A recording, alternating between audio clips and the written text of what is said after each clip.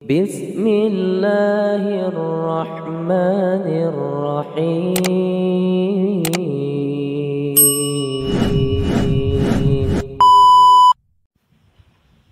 Assalamualaikum warahmatullahi wabarakatuh. Berjumpa kembali di kanal YouTube Sutarno Azaria Adventure. Alhamdulillah sekarang tanggal 1 Maret tahun 2025. Selamat menunaikan ibadah puasa buat keluarga dan saudara kami yang ada di Indonesia, yang kemarin pemerintah telah menetapkan melalui sidang isbat bahwa tanggal 1 Ramadan itu jatuh pada hari ini, yaitu hari Sabtu.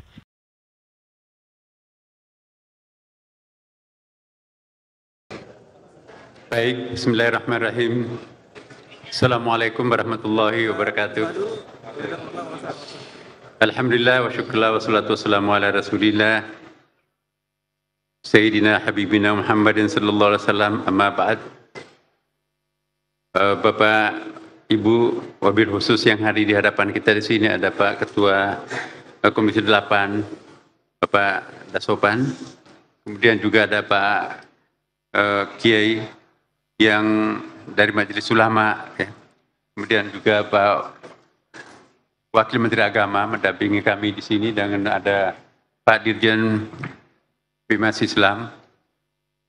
Langsung saja masuk kepada poin kesimpulannya karena kita ditunggu oleh para calon jamaah tarwih sebentar lagi, ya. Pertama-tama kami sampaikan ya bahwa agak sedikit mundur menyampaikan penyampaian ini karena kami harus menunggu wilayah yang paling barat di Aceh. Karena sesuai dengan kondisi objektif hilal pada malam ini, memang dari Indonesia bagian timur, tengah, sampai bagian barat di ekor Pulau Jawa itu tidak dimungkinkan untuk bisa menyaksikan hilal, ghairu imkan ru'yah. Maka itu kita terpaksa harus menunggu sampai wilayah yang paling barat di Aceh, karena hanya itu yang memenuhi persyaratan imkan ru'yah, dilihat dari sudut elongasi dan dilihat dari segi ketinggian hilal. Nah, sesuai dengan laporan tadi bahwa ketinggian hilal di seluruh Indonesia itu antara 3 derajat 5,91 menit, ya, hingga 4 derajat 40,96 menit. Sudut elongasi 4 derajat 47,3 menit hingga 6 derajat 24,14 menit, ya. Dan hilal terlihat sebagaimana laporan Saudara Direktur Jenderal Bimas Islam tadi, dan ternyata ditemukan hilal di provinsi paling barat di Aceh. Sudah disumpah juga oleh hakim. Dengan demikian 2 orang yang menyaksikan hilal itu ditambah dengan pengukuhan oleh hakim agama setempat, maka pada malam ini diputuskan dalam sidang bahwa 1 Ramadan ditetapkan besok insya Allah tanggal 1 Maret 2025, ya, bertepatan 1 Ramadan, ya, 1446 Hijriah. Saudara-saudara sekalian, sesuai dengan sidang yang diawali dengan diskusi ilmiah tadi, kita juga dihadiri oleh banyak para pakar, bahkan ada tamu-tamu besar, ya, dari tur besar yang dari beberapa negara, ya, hadir juga menyaksikan di dalam acara ini. Sehingga dengan demikian Bapak Ibu sekalian, legitimasi sidang kali ini sangat representatif karena ada para pakarnya dan juga ada duta besar, dan juga kita konfirmasi dengan di daerah-daerah ternyata memang betul tidak ada yang menyaksikan bulan di bagian timur, yang adanya di bagian barat. Saya kira ini singkatnya ya Bapak Ibu sekalian. Sedangkan kami yang saat ini berada di rantau, yaitu tepatnya di negeri Malaysia, pemerintah Malaysia, kerajaan Malaysia juga menetapkan bahwa tanggal 1 Ramadan itu jatuh pada hari Ahad tanggal 2 Maret 2025. artinya esok ya guys.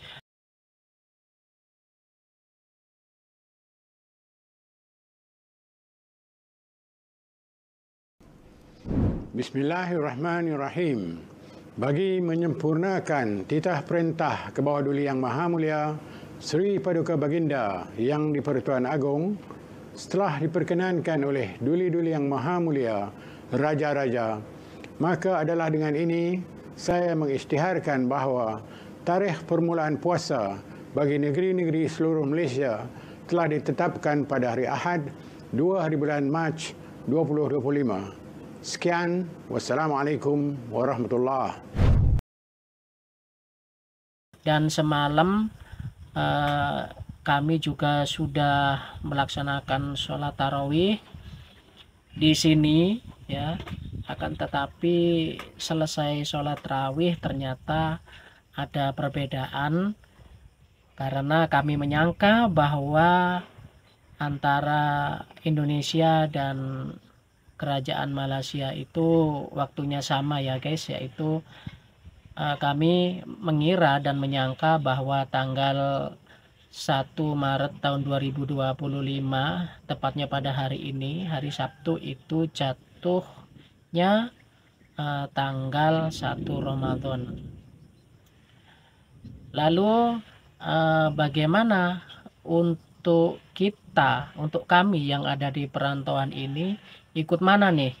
Kalau kami kan berasal dari negara asalnya itu adalah Republik Indonesia, kemudian di negeri tujuan yaitu di negeri perantauan ini kami mendapati penetapan pemerintah puasa itu pada hari esok, yaitu selisih 1 hari lebih dulu negeri kita yaitu di Indonesia.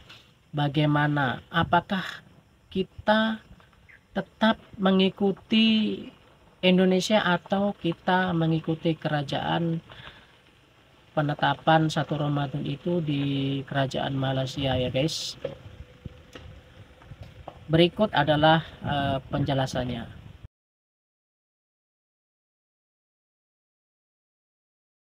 Jadi sebenarnya tolak ukur mana negara yang harus diikuti adalah negara di mana dia pada saat awal Ramadan itu berada. Ya, jadi misalkan ketika awal Ramadan dia masih berada di luar negeri, maka dia harus dan wajib mengikuti awal Ramadan di negaranya tempat dia berada, seperti itu. Nah, apabila dia kembali ke Indonesia, maka ya tinggal melanjutkan saja puasa Ramadan yang sudah dia laksanakan. Tetapi apabila misalkan ketika dia kembali ke Indonesia, ternyata di luar negeri itu belum ditetapkan sebagai 1 Ramadan, ya maka 1 Ramadan yang harus diikuti adalah waktu 1 Ramadan sesuai dengan ketetapan pemerintah negara Republik Indonesia. Seperti itu. Itu ketentuan yang harus diikuti oleh setiap mukallaf, oleh setiap umat Islam. Nah, kemudian mungkin yang dipermasalahan adalah ya seperti tadi yang ditanyakan, bagaimana apabila itsbat atau penetapan awal Ramadan antara negara Indonesia dan juga negara di mana tempat dia bekerja, misalkan di luar negeri, itu berbeda. Nah, dalam hal ini jawabannya tetap dia harus mengikuti di negara, atau dia harus tetap mengikuti akhir bulan Ramadan di mana dia berada. Misalkan seperti kalau ternyata ketika di akhir bulan Ramadan itu dia berada di Indonesia, ya maka dalam hal ini dia harus mengikuti waktu Indonesia. Sekalipun ada perbedaan penetapan awal Ramadan, itu nggak masalah. Bahkan sekalipun kalau seandainya dia ketika mengikuti ketetapan akhir bulan Ramadan berdasarkan pemerintah Indonesia itu ternyata dia berpuasa lebih dari 30 hari, maka itu tidak masalah buatnya. Kenapa? Karena yang dijadikan patokan adalah negara di mana dia mengalami akhir bulan Ramadan. Seperti itu. Begitu juga misalkan apabila ternyata ketika dia mengikuti waktu ketetapan Indonesia atau waktu berpuasa sesuai dengan ketetapan pemerintah Indonesia, ternyata puasa yang dia alami itu hanya 28 hari. Maka kesimpulannya gimana? Maka kesimpulannya adalah dia wajib mengqadha puasa yang kurang, seperti itu. Puasa yang kurang. Bagaimana cara mengqadhanya? Ya disesuaikan dengan jumlah hari yang ditetapkan oleh pemerintah Indonesia. Misalkan ketika pemerintah Indonesia menetapkan puasa bulan Ramadan itu 30 hari, kemudian dia ternyata baru berpuasa 28 hari, maka dia harus mengqadha 2 hari di lain hari setelah selesai bulan Ramadan. Tapi kalau misalkan seandainya ternyata puasanya 29 hari, maka jumlah puasa yang harus diqadha itu cukup 1 hari. Seperti itu. Karena apa? Karena kata Nabi dalam sebuah hadisnya, fima ma'na as-shaum yauma yasumun nas wal fitru yauma yuftirun nas. Puasa itu adalah di mana para orang-orang semuanya berpuasa, begitu juga berlebaran, ya, berbuka, beridul fitri, itu adalah di mana ketika semua orang merayakan hari raya Idul Fitri. Nah, berarti dalam hal ini ketika dia berada di Indonesia, maka Idul Fitrinya pun harus disesuaikan dengan waktu para masyarakat di Indonesia beridul fitri, seperti itu. Tanpa tanpa harus memperhatikan berapa jumlah puasa yang sudah saya laksanakan. Seperti itu. Jadi kesimpulannya adalah bahwa patokan yang harus diikuti adalah di mana dia berada ketika di awal dan di akhir bulan Ramadan. Apabila misalkan dia berada di akhir bulan Ramadan itu di Indonesia, maka dia harus mengikuti aturan main di Indonesia, seperti itu. Sekalipun sekali lagi dia harus berpuasa lebih dari 30 hari, seperti itu. Maka yang harus diikuti sekali lagi adalah berdasarkan lokasi atau posisi di mana dia berada di awal dan juga di akhir Ramadan. Demikian, mudah-mudahan bermanfaat. Wallahu a'lam. Nah, jadi cukup jelas ya guys. Jadi secara pribadi saya insya Allah tetap ikut puasa besok sesuai dengan domisili yang saya tempati saat ini. Karena saya saat ini kami ini berada hidup di negeri Malaysia, jadi ikut keputusan pemerintah kerajaan Malaysia, walaupun kami ini adalah berasal dari negara Republik Indonesia. Apakah ada yang puasa pada hari ini? Ada, mereka pun ada yang melaksanakan puasa ikut pemerintah negara asal, yaitu Republik Indonesia. Kemudian ini berbeda dengan bila kita berada di Indonesia. Bila kita berada di Indonesia, kemudian mendapati negara tetangga seperti Malaysia atau Brunei Darussalam itu sudah masuk 1 Ramadan, sedangkan di tempat kita belum, atau sebaliknya, maka yang kita ikuti adalah pemerintah Republik Indonesia karena kita tinggal di sana. Berikut penjelasannya.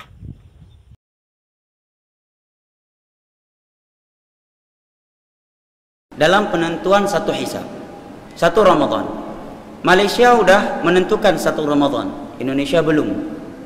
Ya, mungkin belum terlihat atau masih galau. Karena belum terlihat ya bagi mereka. Baik, mana yang diikuti? Ini terjadi, masalah ini terjadi karena kaum muslimin sekarang tidak lagi hidup di dalam satu daulah, ya. Dan juga karena matlak yang berbeda-beda.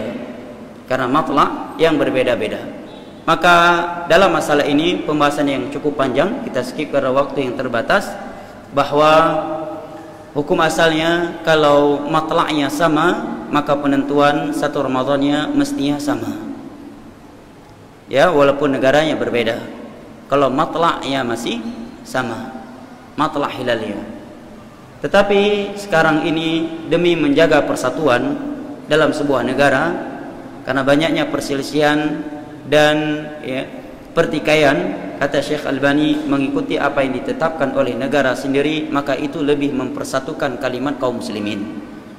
Apalagi puasa dan lebaran adalah salah satu dari syiar Islam yang sangat besar, yang memerlukan dan membutuhkan persatuan dan kebersamaan yang seksama dari kaum muslimin.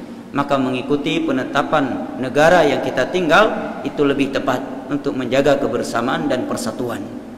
Demikian kata Syekh Albani rahimahullahu ta'ala. Jadi jangan sampai Saudi dah vonis Ramadan, Indonesia Satu hari berikutnya kita di Indonesia udah puasa, ikut Saudi, Anda ikut Indonesia. Ya, Anda ikut Indonesia. Ini lebih mempersatukan. Jangan sampai di dalam negeri sendiri kaum muslimin pecah belah. Yang ormas ini menentukan satu Ramadan besok, yang ini bahkan di Aceh ada beberapa tempat terkadang dia berbeda 2-3 hari sama pemerintah. Dalil yang digunakan oleh Syekh Albani dan ulama lainnya dalam hal ini adalah hadis Nabi, as-saumu yauma yasumun wal fitru yauma yuftirun. Puasa itu adalah di hari kaum muslimin berpuasa, dan lebaran itu di hari kaum muslimin berbuka atau berlebaran. Dan juga alasan yang lainnya kata Syekh Albani untuk mempersatukan umat ini. Karena dengan perpecahan, perselisihan yang terjadi saat ini sudah cukup ya membuat kerusakan dan akibat buruk. Apalagi terjadi perselisihan dalam penetapan satu Ramadan dan satu Idul Fitri. Ini akan memberikan akibat-akibat buruk yang sangat banyak. Ya, jangan sampai nanti si anak sama ayahnya beda hari lebaran. Karena ayahnya ikut ormas lain, si anak ikut penetapan pemerintah. Si ayah udah makan-makan, si anak masih puasa. Ya, apa sebabnya jamaah? Perselisihan. Tapi kalau dari Sabang sampai Merauke ikut penetapan pemerintah, selesai. Tidak ada perpecahan dan tidak ada pertikaian. Dan apalagi pemerintah kita dalam menetapkan satu Ramadan dan satu Syawal dengan cara syar'i, ru'yah. Ya, dari pihak Departemen Agama, ya, Dinas Syariat Islam, bahkan pemerintah juga menghimbau dan seluruh ormas, seluruh ulama yang ada di Indonesia untuk ikut secara seksama melihat hilal. Ya. Saking hati-hatinya pemerintah kita di Indonesia bukan sekedar ru'yah, bahkan mereka sudah menggunakan alat-alat yang canggih, sekalipun itu bukan sesuatu yang harus. Ya, karena ru'yah syar'i adalah ru'yah dengan mata, tidak mesti menggunakan teropong, walaupun teropong itu membantu dan lebih mendekatkan. Jelas ya? Maka tidak ada alasan bagi kita untuk tidak mengikuti penetapan yang telah ditetapkan oleh pemerintah kita. Nah, masalahnya semalam itu kita sudah melaksanakan sholat tarawih.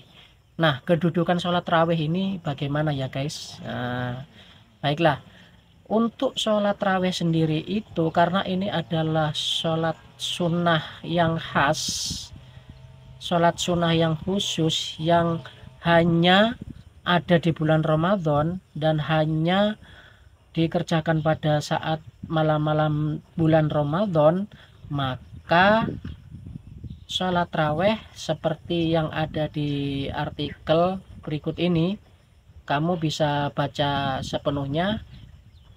Link deskripsinya saya letakkan ya di bawah. Kamu bisa klik dan bisa baca bagaimana status sholat tarawihnya itu. Tentunya sholat tarawih kita itu bukan disebut sholat tarawih, akan tetapi masuk dalam kategori sholat sunnah biasa, sholat sunnah mutlak. Bagaimana yang tetap melaksanakan puasa di hari ini, padahal di negeri kami berpijak, yaitu di Kerajaan Malaysia ini sudah menetapkan bahwa tanggal 1 Ramadan itu masuk tanggal 2 Maret 2025, artinya hari Ahad esok, bukan hari ini. Berbeda satu hari dengan yang ada di negara asal, yaitu negara kami di Indonesia. Berikut adalah penjelasan dari Ustadz Khalid Basalamah Hafizul Ta'ala. Sekaligus ini sebagai penutup. Tetap semangat puasa, dan insya Allah kita akan menemukan hari kemenangan, yaitu hari Idul Fitri. Masih lama ya, tapi sudah kita gadang-gadang, sudah kita impikan. Baik, barakallahu fikum. Wassalamualaikum warahmatullahi wabarakatuh.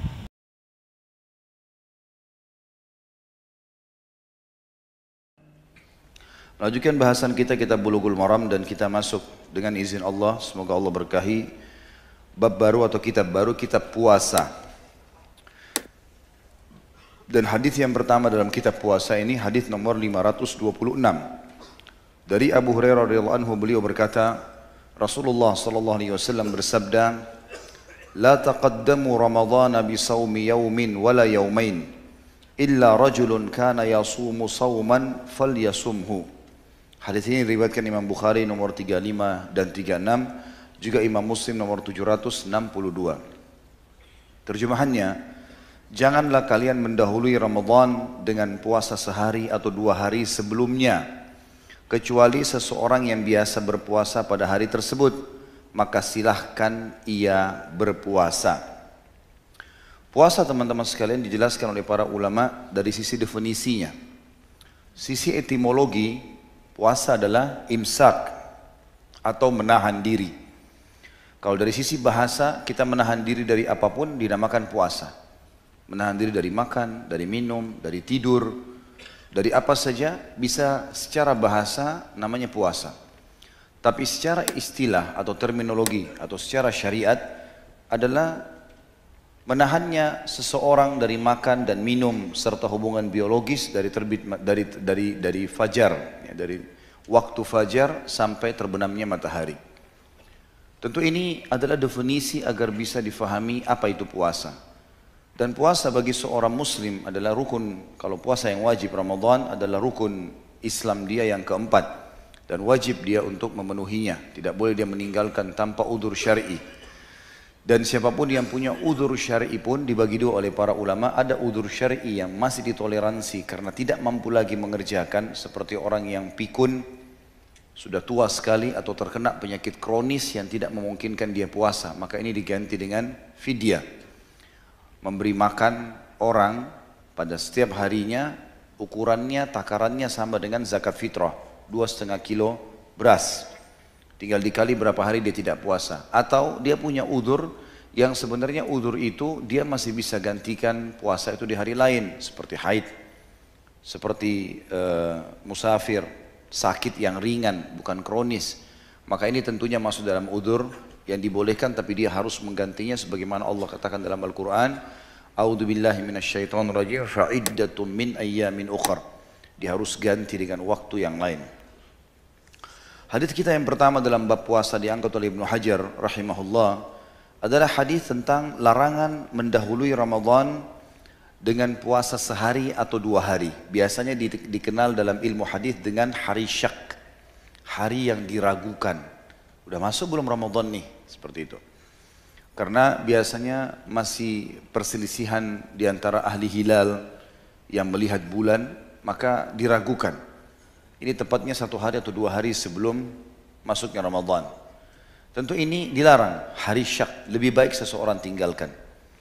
Dan penutupan hadis berbunyi, kecuali seseorang yang biasa berpuasa pada hari tersebut, maka silakan dia berpuasa. Maksudnya, ulama hadis bilang, kalau misal dipertimbangkan Ramadan masuk hari Rabu, dan kemungkinan besar seperti itu hari Rabu. Kemudian ada orang yang biasa puasa Senin Kamis, berarti 2 hari sebelum Ramadan, sebelum tanggal 1 Ramadan, hari Senin, dia biasa puasa Senin ini.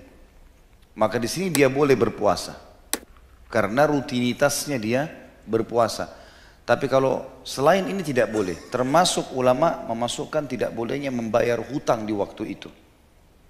Jadi utang Ramadan dibayar sebelum pertengahan Sya'ban maksimal waktunya. Sebagaimana baginda Nabi SAW juga memberhentikan semua puasa beliau kalau sudah tiba di pertengahan Sya'ban. Udah nggak puasa lagi. Termasuk Nabi SAW meninggalkan puasa Senin Kamis